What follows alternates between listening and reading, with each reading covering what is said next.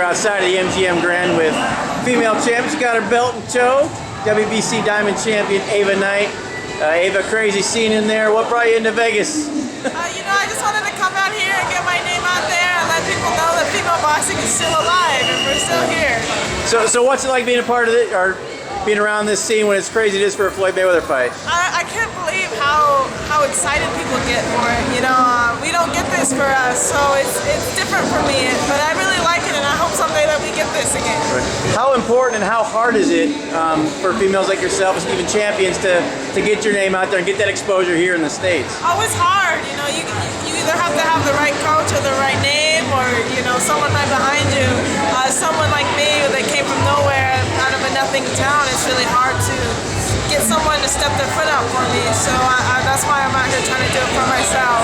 We know that they love you down in Mexico. I know you'd love to have a fight here in the States. Any luck as far as getting your name out there here in the States, where we might be able to see you, you know, the fans in the States will see you perform here?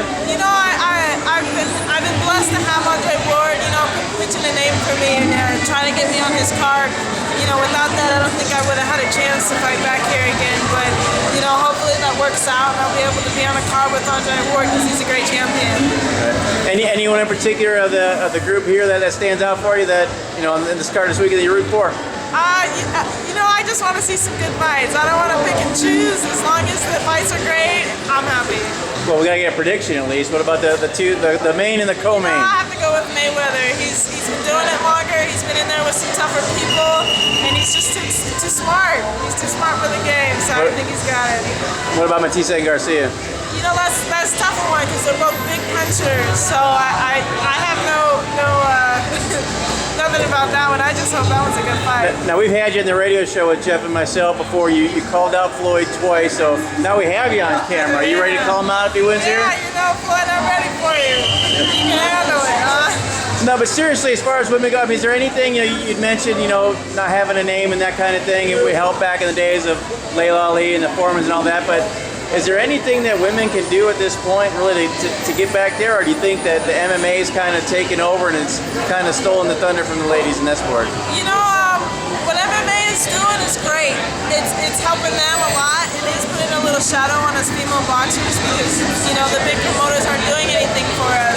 But the only thing we can do is keep fighting and keep beating people and keep being a champion, because eventually someone might say something, but no matter what, I'm going to keep being a champion. I'm going to keep fighting, and I'm just going to keep showing up to places and telling people about myself, because without it, you know, I don't think anybody will know.